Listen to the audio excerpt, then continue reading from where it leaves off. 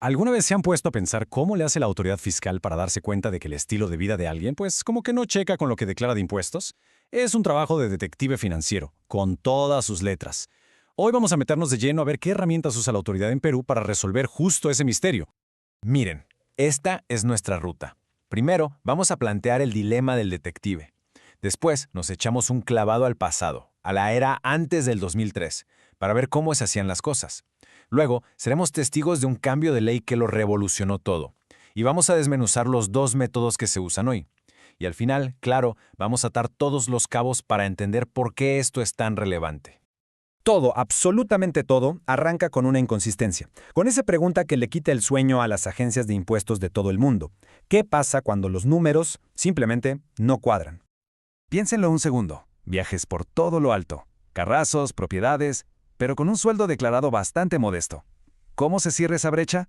Vaya, resolver este rompecabezas no es solo un reto, es la pieza clave para que el sistema de impuestos sea justo para todos.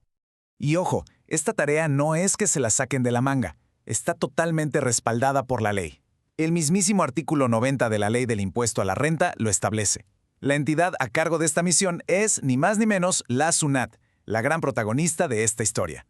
A ver, para entender cómo funcionan las cosas hoy, es súper necesario viajar al pasado. Antes de las reglas actuales, la SUNAT tenía un set de herramientas completamente distinto para sus investigaciones. Vamos a ver cómo era ese asunto.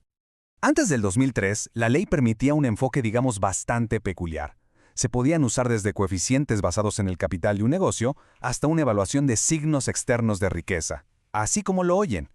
Literalmente se ponían a ver el estilo de vida de la persona. Si los gastos eran mayores a los ingresos, la ley daba por hecho que la diferencia era renta que no se había declarado. En resumen, era un sistema con un montón de presunciones distintas. Y cuando digo que cambiaron, hablo en serio. Fue un giro de 180 grados. Todo ese capítulo de la ley que acabamos de mencionar fue derogado, o sea, borrón y cuenta nueva. Este cambio no fue un simple ajuste, para nada. Fue una reescritura total de las reglas del juego. Le dio a la SUNAT un enfoque mucho más moderno y, como vamos a ver, mucho, mucho más potente. Así que apunten bien este año, 2003, con la publicación del Decreto Legislativo número 945, todo cambió. Se deshicieron de todos esos métodos dispersos del pasado para darle la bienvenida a un sistema nuevo y mucho más estructurado. Esta imagen lo explica perfecto. Es como pasar de usar una red de pesca enorme, pero con muchos hoyos, a usar un par de arpones súper precisos y potentes. Se dejó atrás la dispersión para enfocarse en dos pilares muy directos para encontrar la renta no declarada. Muy bien, vamos a analizar el primer pilar del nuevo sistema. Este es quizá el más famoso, y se basa en una idea muy fácil de entender: el crecimiento del patrimonio de una persona. La definición legal es muy clara. Si el patrimonio de alguien crece mucho más de lo que sus ingresos declarados pueden justificar, la ley hace una presunción bastante simple. Esa diferencia es renta que no se declaró. Así de directo. Y aquí es donde la cosa se pone interesante. La SUNAT se pone el sombrero de detective financiero. Primero, suma todo: las compras, los depósitos, las inversiones, los gastos. Luego, a ese total, le resta los ingresos que se declararon y cualquier otra entrada de dinero que esté justificada. ¿El resultado? Si queda un sobrante, eso se considera incremento patrimonial no justificado.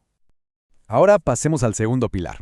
Este método se aleja un poco del patrimonio personal y se concentra más en cómo les va a los negocios y a las actividades profesionales, básicamente comparándolos con otros similares. Este cuadro es como la caja de herramientas de la SUNAT. Por ejemplo, pueden agarrar el costo de ventas de una empresa y aplicarle el margen de ganancia promedio de ese sector para calcular un estimado de sus ingresos. O también pueden comparar la renta de un negocio con el promedio de otras 3 empresas parecidas. Es un enfoque que se basa totalmente en datos y en cómo se está comportando el resto de la industria. Y bueno, esta gráfica lo deja clarísimo. Si la barrita del ingreso declarado de un negocio está muy por debajo de la barra del promedio de negocios similares, se encienden las alarmas. Ahí es cuando la SUNAT tiene la facultad de presumir que el ingreso real debería estar mucho más cerca del promedio del sector. Esto, claro, crea un incentivo muy fuerte para declarar los ingresos correctamente. Bien, ya viajamos del pasado al presente de la fiscalización. Pero a ver, en la práctica, ¿qué significa todo esto? ¿Cuál es la lección más importante de todo este marco legal? El punto medular es este. Las herramientas que tiene la SUNAT hoy en día son muy poderosas y están muy enfocadas. Esto le da la vuelta a la tortilla. La responsabilidad de justificar de dónde salió el dinero recae directamente en el contribuyente. La transparencia y tener registros claros ya no son solo una buena práctica, son absolutamente esenciales. Porque al final el objetivo es muy simple: asegurarse de que todos pongan lo que les toca de manera justa. Y esto nos deja con una última pregunta para reflexionar. Este tipo de leyes siempre busca un equilibrio muy delicado. Por un lado, la capacidad del Estado para cobrar impuestos y evitar el fraude, y por otro, la protección de los derechos de las personas. Encontrar ese balance perfecto es sin duda el desafío constante de cualquier administración de impuestos moderna.